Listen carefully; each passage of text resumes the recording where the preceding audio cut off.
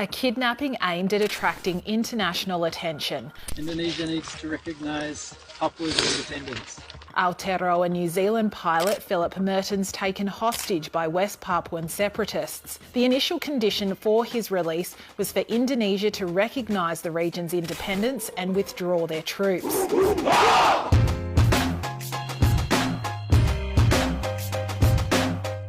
The fight for West Papuan independence has been going on for decades. Once a Dutch colony, Indonesia was handed control of the formerly known West Irian Jaya in the early 60s. In 1969, just over 1,000 Papuans were handpicked for a UN-backed ballot.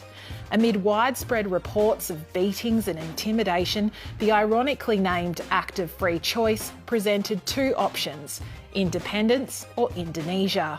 To the Indonesians, the result is already a foregone conclusion. West Irian will remain with Indonesia. A civil war marked by bloodshed and repression have marred the region ever since. Violent clashes between Indonesian security forces and armed pro-independence groups have left thousands dead. Some estimate that number could be as high as 500,000, and thousands more are estimated to be internally displaced. But it's hard to get a true picture because Indonesia has placed restrictions on the media and independent observers.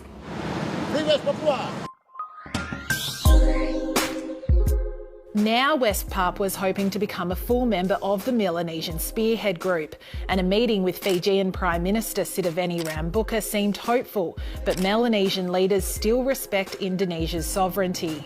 We acknowledge if there was any human rights issues, it will be dealt with from a human rights context, but in terms of sovereignty issue, West Papua from PNG context remains part of Indonesia, and we don't want to offset the balance and tempo. The hostage situation involving the pilot has put West Papua back in the headlines and back in the attention of world leaders. With casualties reported on both sides, it doesn't look like this long-running conflict is going to end anytime soon. Benny Wenda is a West Papuan independence leader who has continued his fight while living in exile in the UK.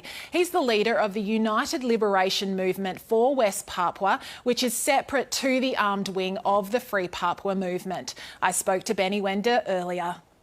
Ko wa wa wa, Mr. Wenda. Thank you for joining the Pacific.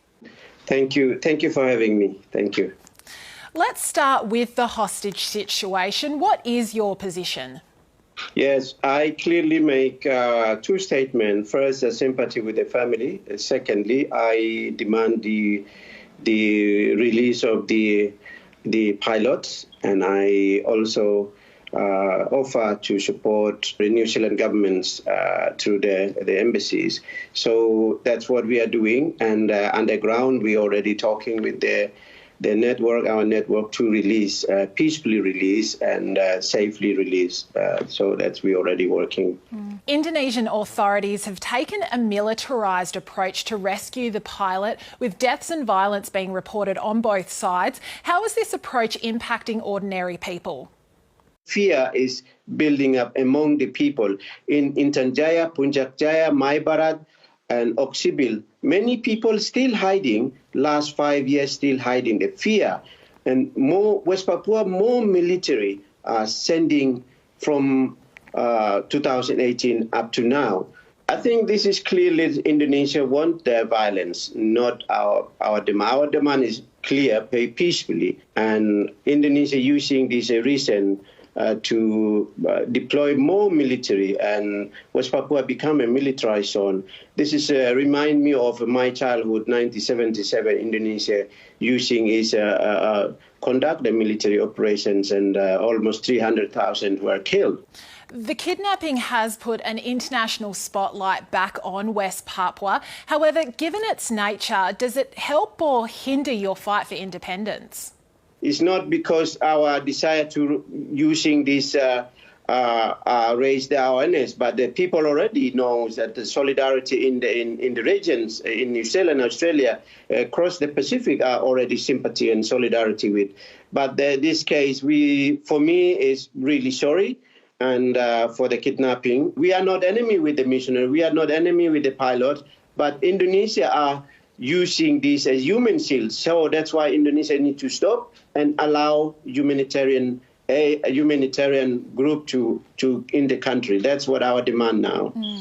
So what do you think would help the current situation and also prevent it from happening again? I think very clear. First, Indonesia allow UN High Commissioner to West Papua. Secondly, Indonesia allow media to West Papua to find, the situations, because Indonesia always using as the one-side story. We want to say something to the world. And of course, the pilot, abduction pilot, the military wing already said we will release it peacefully and not sending more military to killing the ordinary people. The pilot already safe. So I think Indonesia now not send more military to West Papua, but I demand the president of Indonesia sit down with me and mediate by third party to discuss, find a solution. That's the only way to find a solution for peace for everyone in the region, in the world. That's my position, the peacefully. Can I also ask about your ambitions for full membership to the Melanesian Spearhead Group? How likely do you think this is, given that some Melanesian leaders, while still acknowledging kinship ties, have said that they will respect Indonesia's sovereignty? Of course, diplomatically, they good relation with Indonesia, but knowing that Indonesia present in West Papua is illegal. They are occupied our country and murdering the Melanesian people. And by the blood, by the race, by the regional, by the linguistically, we are entitled to become a full member of the Melanesian Spear Group.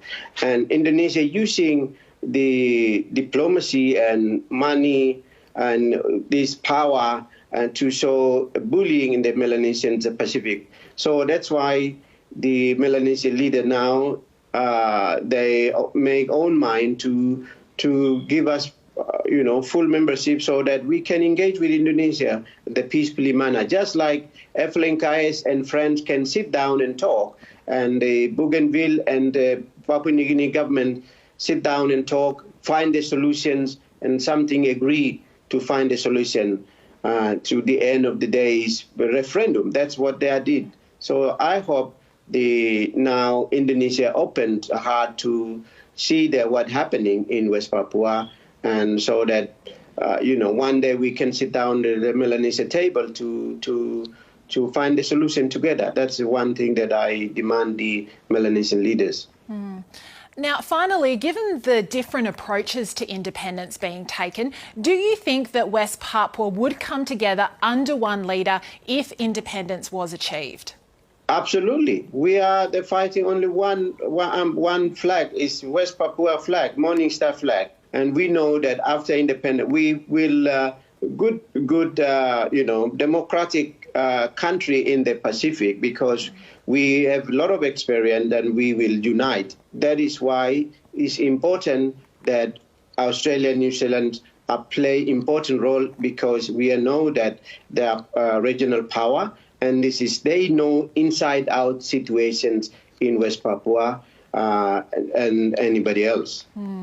Benny, Wenda, we'll have to leave it there, but thank you so much for your time. Wah, wah, wah. Thank you. Wah, wah, wah. Bye, bye, bye.